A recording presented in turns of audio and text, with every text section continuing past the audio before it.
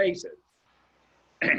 So before I get into some of the things that I really want to talk about today on today's Parsha, again, it was Hukat and Balak combined. There were a couple of things that I just wanted to point out to people. So the first thing, as I mentioned before, the ceremony of the red heifer, purification. But I thought it was kind of interesting, especially in the days that we are living in today. He who touches the corpse of any human being shall be impure for 7 days. And they had to go outside the camp, and basically they weren't allowed to enter the camp until 7 days had passed. I heard there's something similar these days about some kind of quarantine going on, that maybe you should stay away from others for like 14 days. Who would have known if the answer was right here in the Torah? All right.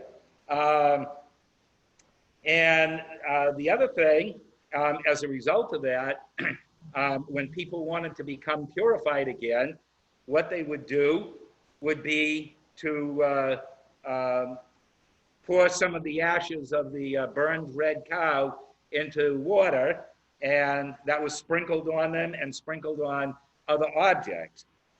And today we have a symbolic replica of that. Once the temple was destroyed, we could no longer purify ourselves from this ritual impurity with contact with death or a corpse. Many Kohanim still today do not go to inside a funeral just because of that. And what do most Jews do when they either leave a cemetery or go to a house of mourning? That's right, they wash their hands, and that's a symbolic replication of this purification of contact with the dead. The other thing that I wanted to point out, let me just see if I can find it real quick here.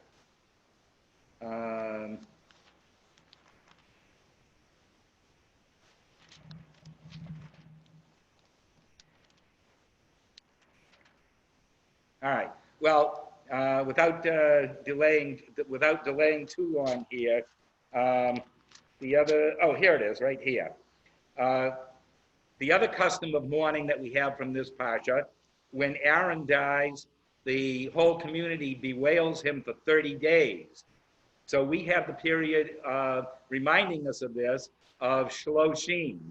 And during this time, it's traditional that people don't attend dances or parties, but they can attend a wedding ceremony, just not typically the festivities after the wedding ceremony.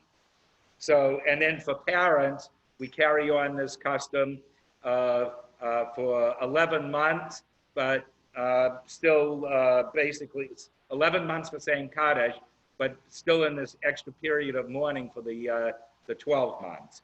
So these are just some of the customs from today's Parsha. All right, so having said that, there were many, many things that commentators found a plethora of commentary to create. So some of my favorites from one of my go-to sites is My Jewish Learning, and some of the commentators that I hope to share with you today, at least a part of their message. One is from Rabbi Bradley Shavit Artson. One is from Adina Gerva. One is from Carol Oakes.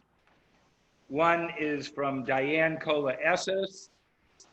And another one from Rabbi Sue Levy Elwell and Rabbi Ismar Shorch. So they all had some great comments. I couldn't decide which one I wanted to share, so I'll work all of them in at some point. So one of the things that I just wanted to point out here, there's something extremely striking, and it actually kind of talks about Micah's, in a sense, it actually brings to the forefront Micah's words of doing justice not so much focusing on the ritual, but doing justice in the world. So one of the sentences that we read today from chapter 20, the Israelites arrived in a body at the wilderness of Sin on the first new moon, and the people stayed at Kadesh. Miriam died there and was buried there. And without any further commentary, it then goes on, the community was without water, and they joined against Moses and Aaron. The people quarreled with Moses. If we only had perished when our brothers perished at the instant of the Lord. And they start complaining, and probably is a legitimate complaint going through the desert without water. But that one sentence there, Miriam died there and was buried there. And then a couple of pages later, they're coming out to Mount Hor, which I think was in Elaine's reading. And at Mount Hor, oh, by the way, all the stuff basically took place in the desert in the first year and the 38th year, or 39th year, I forgot which. So what was taking place in the desert in all those intervening years? Basically, it was everyday life. People were learning about the new rules of the game with the Mishkan, with the tabernacle, how to bring sacrifices. It was basically everyday life. Nothing really significant, couple of rebellions here and there, but most of it was dealing with everyday life and how you adjust to everyday life under these circumstances. So now in this 38th year, when the community was looking for water, Moses was told, and Aaron was standing by his side, Moses was told that Moses should speak to the rock, and instead he strikes the rock. What does Aaron sin? He doesn't stop him from striking it a second time. So, as a result of that, Moses and Aaron are not allowed to enter the land. Lots of commentaries on that. But it also says, at Mount Hor, on the boundary of the land of Edom, the Lord said to Moses and Aaron, "Let Aaron be gathered to his kin. He is not to enter the land that I have assigned to the Israelite people, because you disobeyed my command about the waters of Meribah. Take Aaron and his son Eleazar, bring them up on the Mount Hor, strip Aaron of his vestments, and put them on his son Eleazar. There Aaron shall be gathered unto the dead." And it goes on to say, talk about how Moses took off the garments, the vestments from Aaron, put them on Eleazar. The whole community knew that Aaron had breathed his last. All the house of Israel bewailed Aaron for 30 days. So kind of an interesting, a striking difference between the prophet Aaron and the prophet Miriam. Anybody have any interesting thoughts on, well, they're all interesting, but does anyone have any thoughts on why such a striking difference? One sentence for Miriam and multiple paragraphs for Aaron. Doesn't talk about the congregation bewailing Miriam, but it does talk about the congregation bewailing Aaron for 30 days. And, giving us the period of Shloshim. So any thoughts on that striking contrast?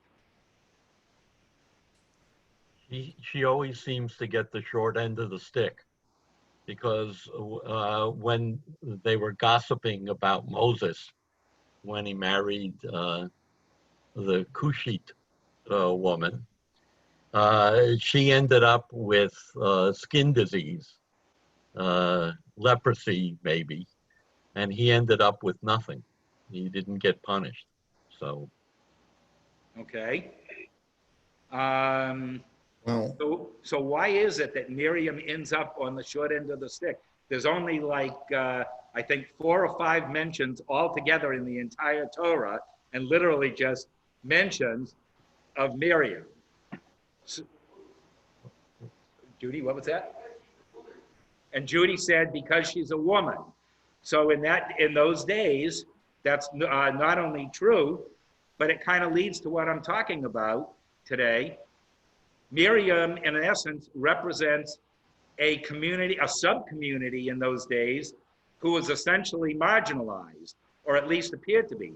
Moses is dealing with, hi God, what's going on today? He's got the direct connection line. Aaron is carrying out all the stuff in the temple. What's Miriam's job?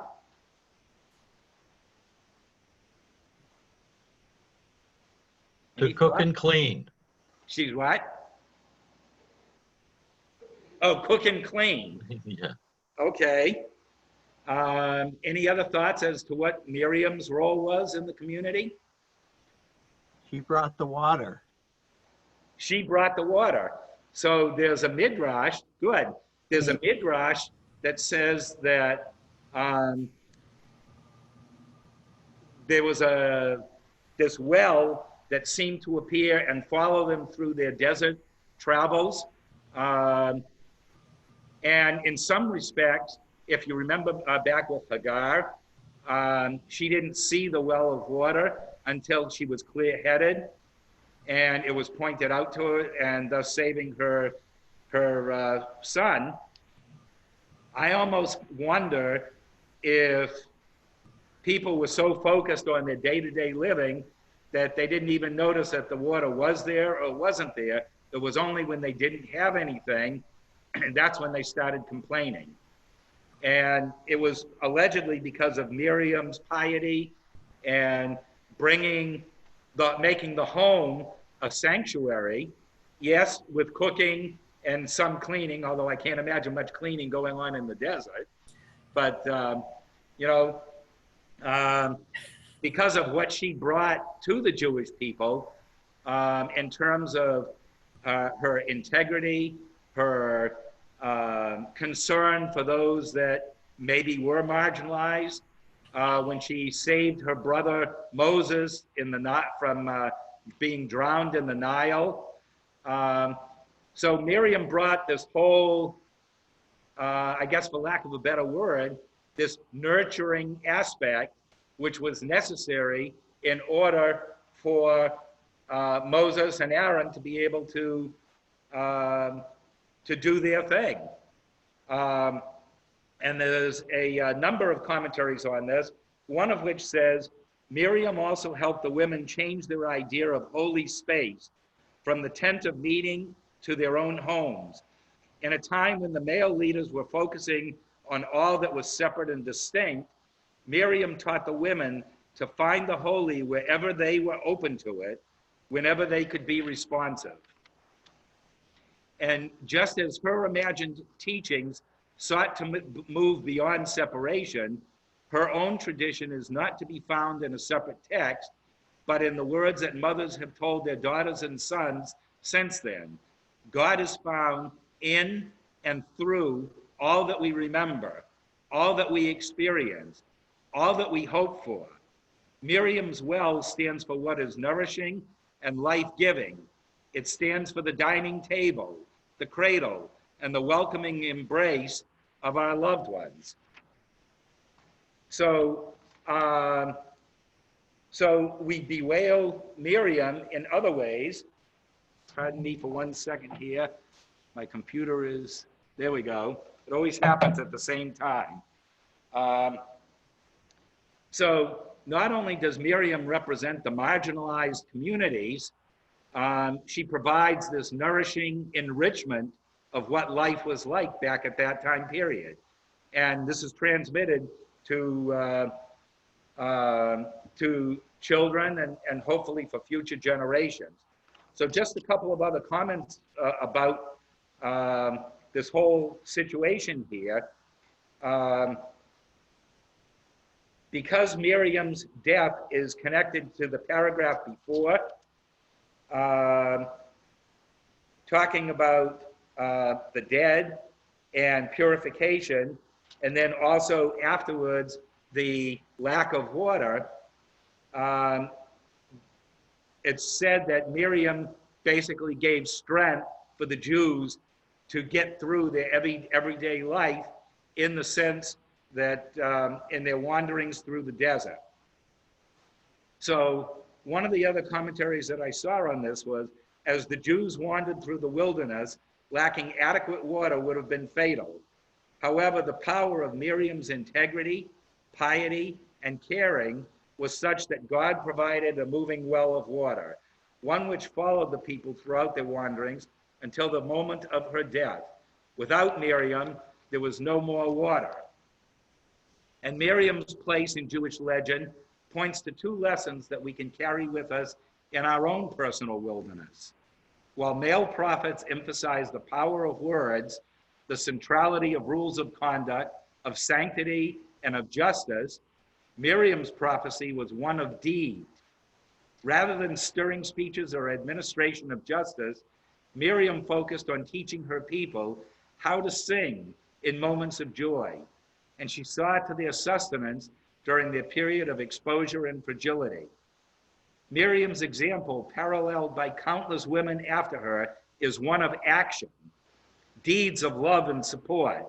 Without Miriam's efforts, no one would have been able to listen to the words of Moses or to study God's Torah. Acts of caring and love, that's the special gift that women give humanity. Notice also that no one comments on her well or how important and valued her contribution is until after she has died.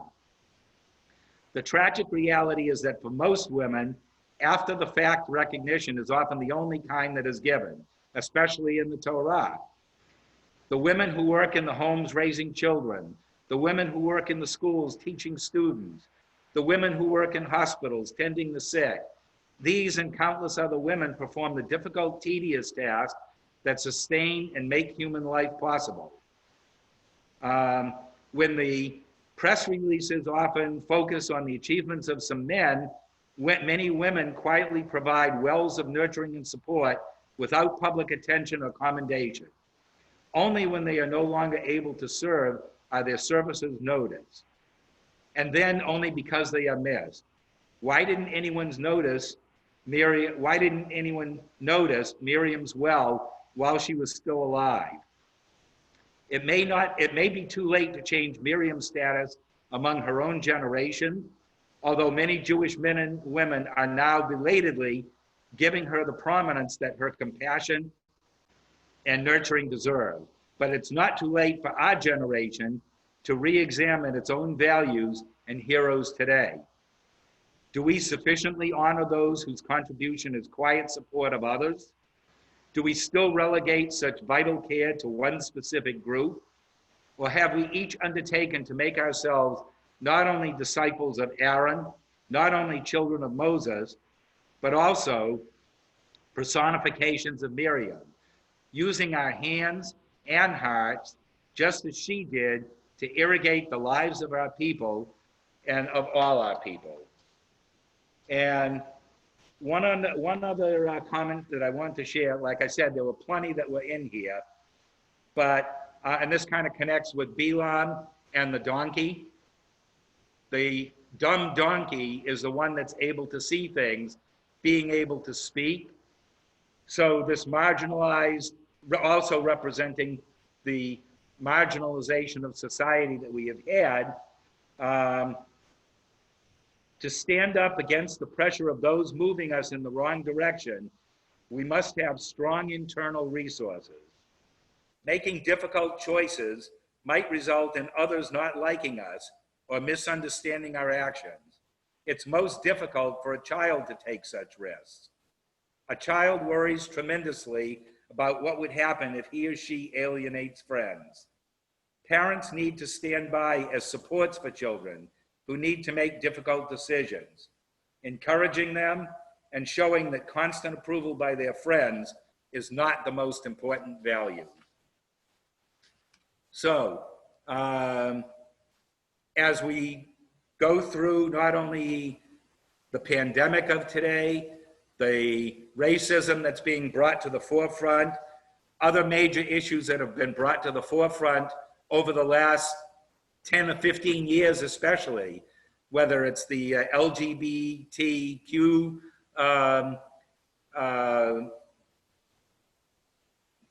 whether it's the community, whether it's any other marginalized community, we need to put not only our words, but we need to make our actions come true behind these words.